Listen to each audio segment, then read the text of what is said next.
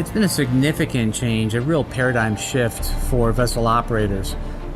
In recent past, there hasn't been any emission control areas, ECAs, and they could just operate on two different grades of fuel, residual fuel or distillate fuel. Now they have the responsibility to change over to a low sulfur fuel to comply with legislative requirements. The first ECA fuel we used in January 2005 was diesel oil.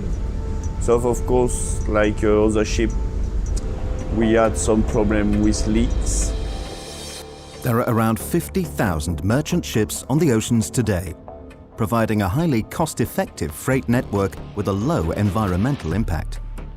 These environmental credentials are not accidental.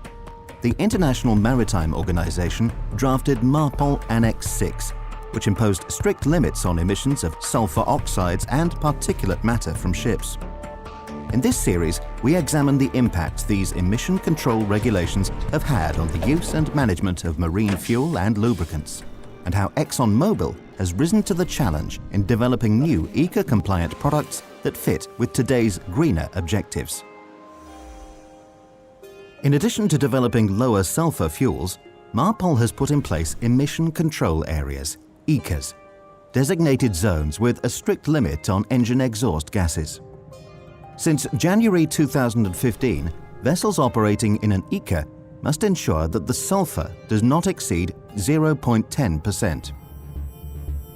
In Europe, the ECA extends from the Baltic to the North Sea and English Channel, while the North America ECA covers approximately 200 miles off the entire US and Canadian coasts, with future ECAs expected in the Mediterranean, Asia, Pacific, and elsewhere.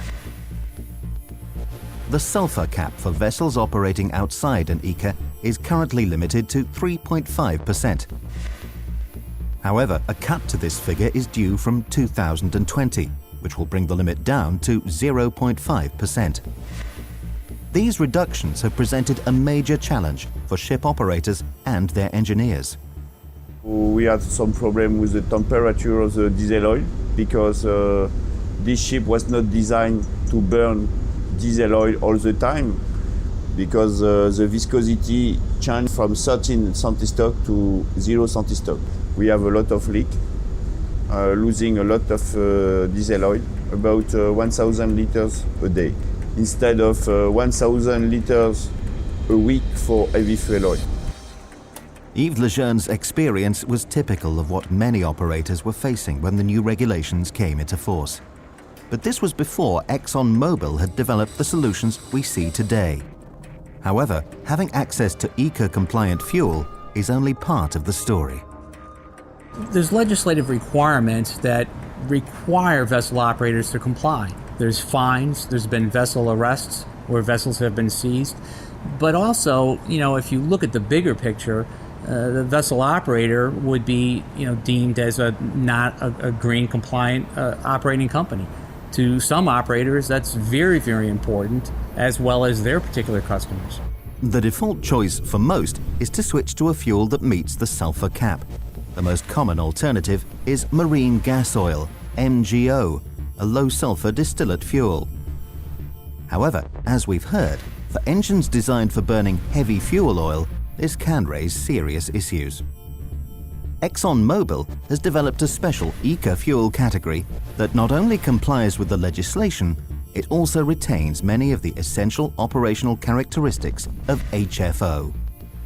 The category currently includes ExxonMobil Premium HDME 50 and ExxonMobil Premium AFME 200, which are both available in Northwest Europe.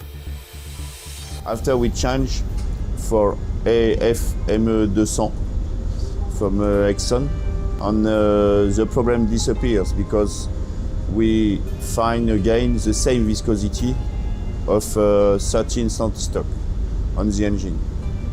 So the leak disappears. We were running as before with heavy fuel oil. The fuel suppliers has to ensure that we can provide the vessels the correct fuel. The ship owners and operators need to ensure that they can manage it properly on board.